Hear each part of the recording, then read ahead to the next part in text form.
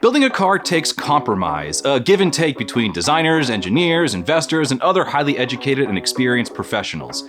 But what if you have a warmongering, human rights violating, coup-inciting dictator for a boss? Well, there are no rules. In 1999, between running Libya like his own personal ATM, launching terrorist plots, and generally trying to out-weird every other head of state on the planet, Colonel Muammar Gaddafi somehow found time to design and personally oversee the development of a car called the Rocket. It looked like this. Yeah.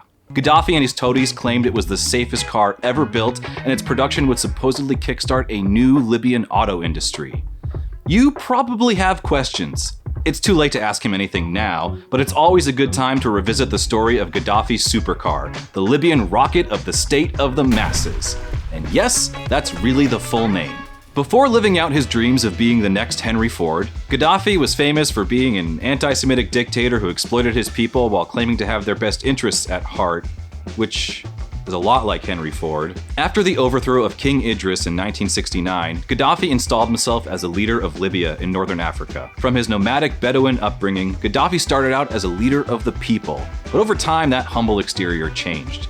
What started as a regime to revitalize Libya became an anti-Western push to unite Arab nations, and when that didn't work, unite African nations instead under his rule. The later Gaddafi was known for having a harem of female-only security guards, gold-plated handguns, and a lavish lifestyle, just like the one he despised previous leaders for. And then some. He went from talking about funding public schools and healthcare to flying around in a private Airbus with its own jacuzzi.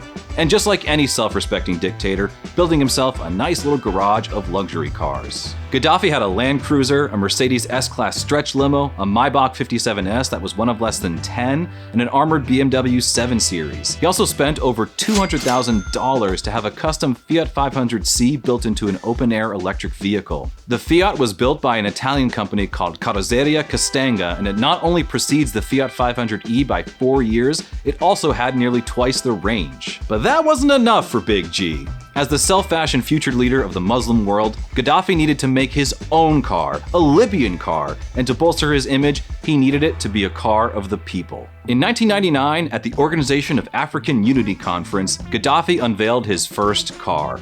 It was designed and built by Tesco SPA of Italy, not to be confused with the grocery store chain, and the name roughly translated to the rocket of the state of the masses. Just an aside, I get that money is green and Tesco probably needed some, but even setting aside the stink of working with Gaddafi, this isn't a final product I'd want my name on. And I do believe it actually was built off a napkin sketch by Gaddafi himself, because why else would you make it look like this? Are you telling me that this is it? The press release stated that this car had collapsible front and rear bumpers, airbags for all passengers, and run-flat tires, making it, quote, the safest car in the world.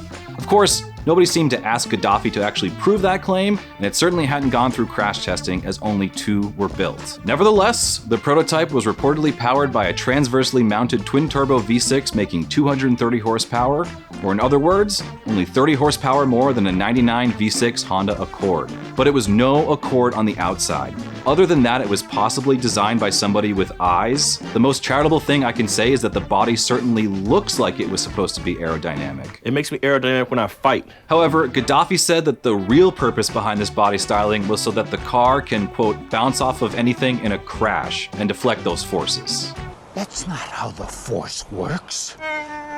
The car also supposedly had an electronic defense system, although no one seemed to be able to elaborate on what that actually was. Other wild statements included that Gaddafi had, quote, spent long hours thinking of ways to preserve human life all over the world, a sentence that I'm sure made the entire UN collectively smack their heads on their desks. Despite the dubious nature of these claims, the car was supposedly scheduled to go into production within a year at a factory in Tripoli, a factory that had not been built yet. Then, years went by, with relative silence concerning the rockets, although Libya was going through a lot of turmoil at the time as capitalist interests began to supersede the country's once socialist economy. By 2009, Gaddafi felt that people had forgotten about the rocket of the state of the masses. So with revolution on the horizon and without a hint of irony, Gaddafi relaunched the car exactly as he had done 10 years ago. And we give it back to you. the people. The car was again unveiled at the same Organization of African Unity conference with claims that it would be in production within a month at the same factory in Tripoli, which still hadn't been built, and even with the same spokesperson telling people about the car. The only difference seems to be that this time there were two on display, and just like any supercar, the rocket now had doors that opened in a fancy way. And by fancy, I mean they slid back like a minivan. I guess Gaddafi'd never seen a Toyota Previa before. They were also a little more open about the specs of the vehicle, which was now estimated to cost about €50,000 when completed. It was no longer being pitched as a supercar by any means, but it would still cost more than a new BMW 5 Series at the time. Once again, the proposed factory never got built, and 2 years later, Gaddafi was killed by revolutionaries during the Libyan civil war after a NATO missile strike hit his convoy, forcing him to hide in a storm drain. President, I can scarcely hear a word you're saying. I'd say all of Misrata is here. But even if the rocket of the State of the Masses never went into production, there were still at least 4 prototypes built and displayed over the course of a decade. So what happened to those? In the weeks following Gaddafi's death, quite a bit of news coverage came out about the rest of his car collection. The Land Cruiser that he had escaped in was seen being defaced by revolutionaries, the armored BMW had its armor put to the test, and even the little electric Fiat was spotted being joyridden around Libya. But no one seemed to know the whereabouts of any of the Libyan rockets. That is until 6 years later in 2017. In October of that year, a local Libyan news outlet posted to social media about the white 2009 rocket being spotted parked somewhere in the Tajura district of Tripoli. Whoever has the white rocket must have decided to be a little more careful about who sees it because no other photos of it have surfaced since. The 2 original rockets and the black 2009 one have never been seen since their debut, but I wouldn't be surprised if they also ended up in someone's modest private collection. For anyone who did want to own a piece of Gaddafi automotive history, and I don't really know why you would, well, you had your chance in 2021 when Gaddafi's Maybach 57S Coupe was put up for auction by a dealer in the Netherlands. Apparently, it had never even been delivered to Libya. The dictator spec land yacht sold for $1.15 million. We might never know if the Libyan rocket could have survived a crash test, what its true specs were, or if it was just in accord with a plastic body kit. But either way, the 4 that were built are absolutely wild pieces of automotive history. There's so much of Gaddafi's story that's best left in the past, but I hope at least one of these ends up in a museum someday to showcase what happens when a crazy person with unlimited money gets to pretend like they designed a car. That belongs in a museum! That's all for me this week. I'll catch you next time with another automotive story. Thanks for watching.